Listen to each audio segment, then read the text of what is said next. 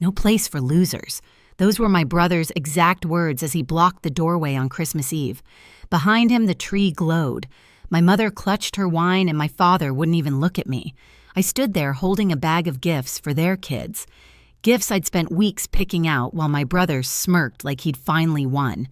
I didn't yell. I didn't cry. I just said, "You're right."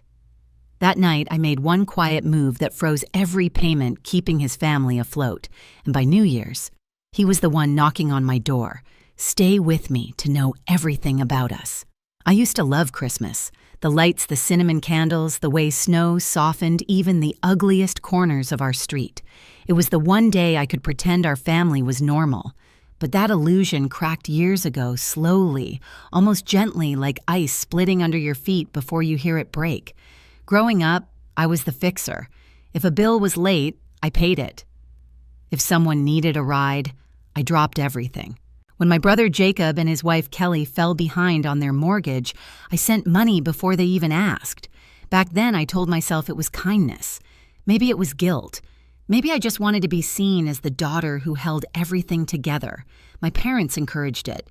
"You've always been the responsible one," my mother would say, smiling in a way that looked like pride but felt like relief. My father rarely said anything at all.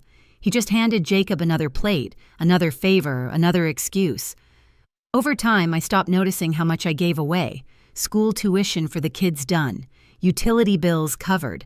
When Jacob lost another job, I wired money without thinking. The truth is, it was easier to pay than to argue. The funny part, they called it help, but it was really control, just not mine. Every time I bailed them out, I chained myself tighter to their approval. That's how it works in my family. Generosity is the leash and love is the treat. They dangle in front of you. This year was supposed to be different. For once, I'd planned early, bought thoughtful gifts, booked time off work, even baked the old sugar cookies my grandmother used to make. I imagined laughter, a fire, maybe forgiveness. Instead, I got Jacob's smirk and my mother's silence. No place for losers. Those words didn't just cut. They rearranged something inside me. On the drive home, the car felt heavier, with every turn the wrapped presents glowing faintly in the passenger seat, like reminders of how naive I'd been. By the time I parked outside my apartment, I wasn't crying. I was calm. Too calm. Because for the first time, I saw the truth. I hadn't been part of a family for years. I'd been part of a system that depended on me staying quiet. And this Christmas silence was about to sound very different. That night, I didn't sleep. The words replayed over and over, no place for losers, each one sharper than the last. I'd heard Jacob mock me before, but never like that. Never with the whole family watching. The part that hurt most wasn't his voice. It was my mother's silence. My father's eyes fixed on the floor. That silence said what none of them dared to. We agree with him. The next morning, I made coffee and sat at my kitchen table staring at the list I'd made a month ago.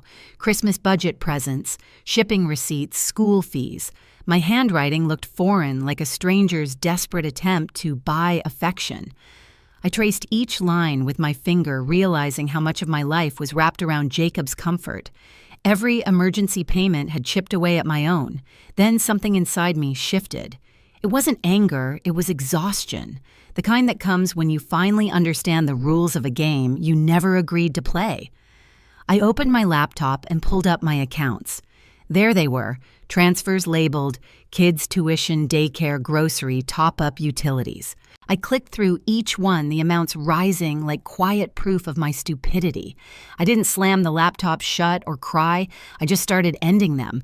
Cancel, cancel, cancel. One by one, I deleted every automatic payment. It took 5 minutes to undo 5 years.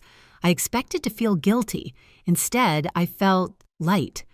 The apartment seemed quieter, even the air warmer. I made another cup of coffee, stronger this time, and stood by the window watching flakes of snow swirl under the streetlights. For once, I wasn't thinking about who needed what or how to fix things. I was thinking about boundaries, how peaceful they sound when you finally draw one.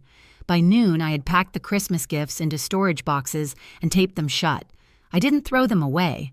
I just couldn't look at them yet. Every ribbon, every tag felt like evidence from a crime I'd committed against myself. That afternoon, Jacob texted me. You could have at least dropped off the presents. Kids are waiting." I stared at the message for a long moment, then typed one word, "No." He replied almost instantly, "What's your problem?" My fingers hovered above the screen, but I didn't respond. Let him wonder. Let him feel for once what it's like to be met with silence. Jacob's silence lasted all of 2 days. By the third morning, my phone was vibrating nonstop. Calls, texts, voicemails. At first, they were polite. "Hey, what's going on?" Then desperate. "The rent's due. The kids need shoes." Finally angry, "You're selfish. You've changed." I didn't answer a single one.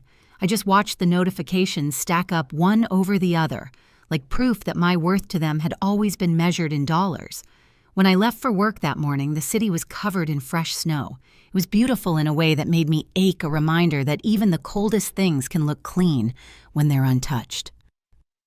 That night, I poured myself a glass of wine and sat on the couch with my laptop. The screen glowed with years of history, every payment I'd ever made for Jacob and Kelly's family. I scrolled through line after line, the list so long it looked endless. Mortgage support, school donations, utility bills, camp fees. I felt the familiar mix of pity and resentment rise in my throat, but this time I didn't swallow it back. I printed everything. The pages came out warm, smelling faintly of ink and closure. Then I called the bank and confirmed every cancellation. I even changed my online passwords, a small act that felt almost ceremonial, like locking a door behind me. When the last representative said, "All done," I smiled for the first time in days. By Friday, Jacob showed up at my office.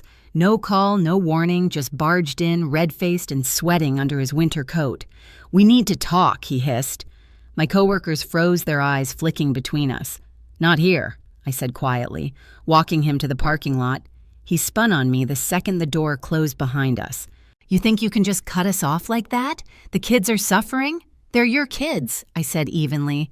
He laughed, a sharp, ugly sound. "Oh, so now you care about responsibility." Something in me snapped, but not in the way he expected. My voice stayed calm.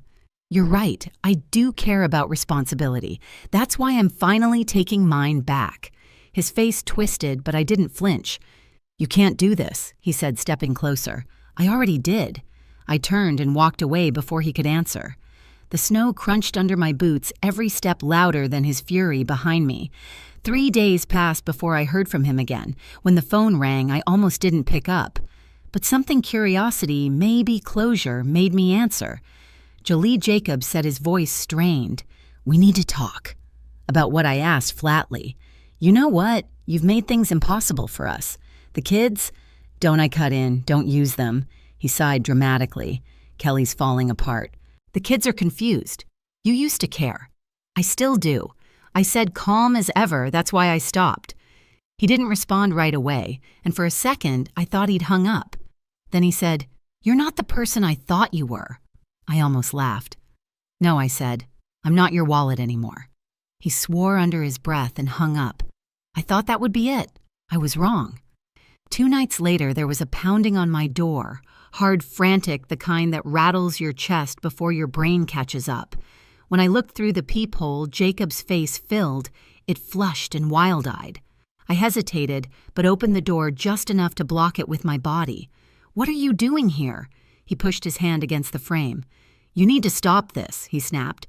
"You think cutting me off makes you some kind of hero. You're ruining my life." I crossed my arms.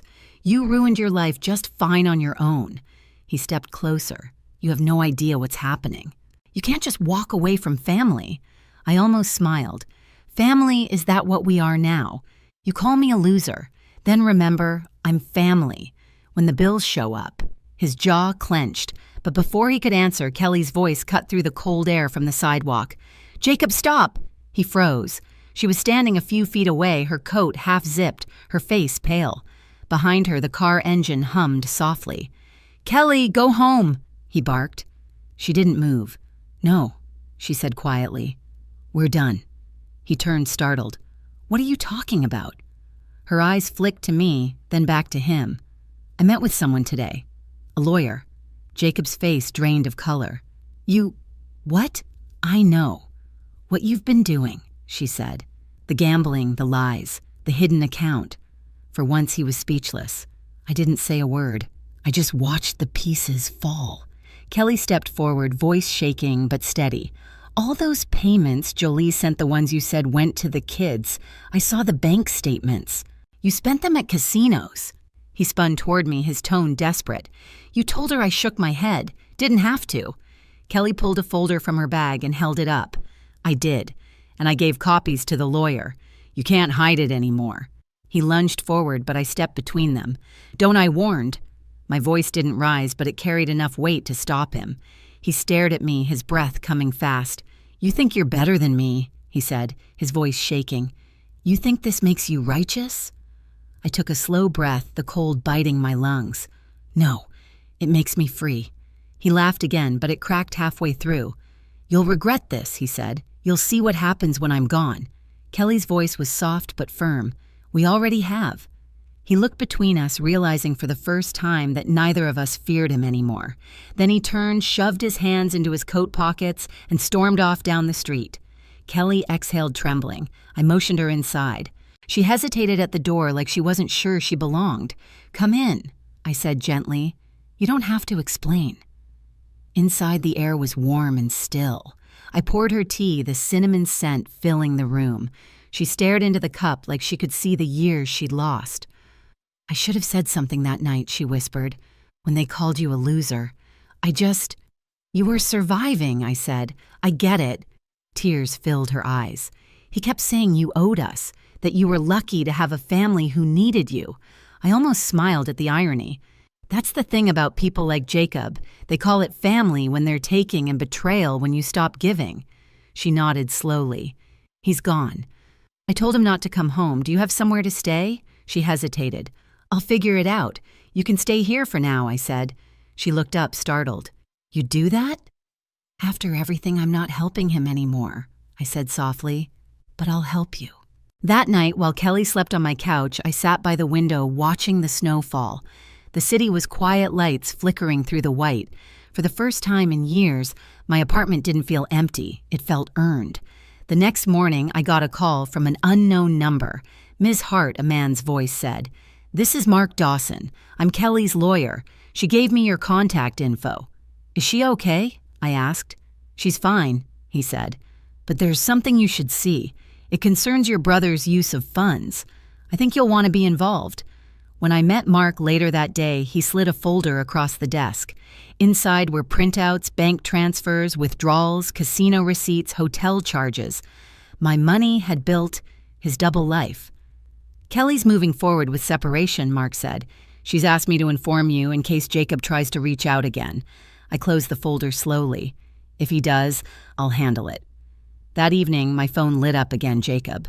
I let it ring, then silenced it.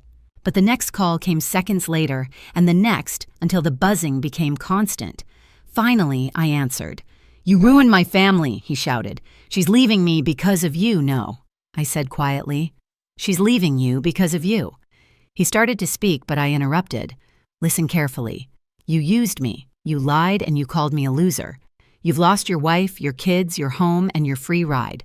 The only thing you still have is a choice. Stop or sink. There was a pause, a long, broken silence, and then a click. When I looked out the window, the snow had stopped. The world outside was still and clean again, like it had been waiting for this moment. By the end of the week, Kelly and the kids were gone, new state, new start. She texted me a photo of the boys building a snowman. Beneath it, she'd written, "Thank you for everything." I stared at the picture for a long time, smiling. For once, helping didn't feel like losing. It felt like winning quietly. And Jacob, he didn't call again. But word traveled. He'd lost his job, defaulted on his mortgage, moved in with a friend who eventually kicked him out. He was still blaming everyone but himself. I didn't celebrate. I didn't post, didn't gloat. I just deleted the last of our shared accounts, folded the final statement, and whispered to no one in particular. Maybe losers are just people who finally stop paying for everyone else's mistakes. February came quietly soft and gray. The holiday lights were long gone, leaving the streets bare and honest again. Kelly and the kids had settled into their new place up north.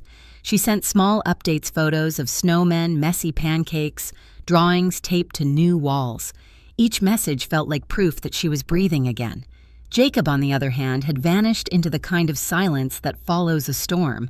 My mother called once, her tone clipped and defensive. "You've made things difficult for your brother," she said. "He's not himself." I almost laughed. Maybe now he finally is. She didn't reply, just sighed and hung up. For the first time in my life, the guilt didn't stick. I'd spent years mistaking sacrifice for love, letting them drain me dry, because I thought that's what good daughters did. But love isn't measured in money, and family isn't defined by who you keep rescuing. I started sleeping better. The air in my apartment felt lighter, the quiet no longer sharp. On weekends, I walked past the bakery where my mother used to take us as kids.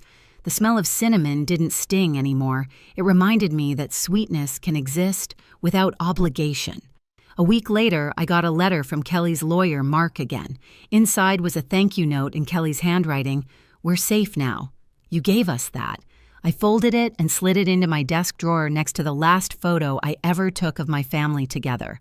I didn't keep it out of nostalgia. I kept it as evidence of what survival looks like. One evening, as I watched the snow fall through the window, I realized I wasn't waiting for an apology. I didn't need one. Some stories end quietly, not with revenge, but with peace.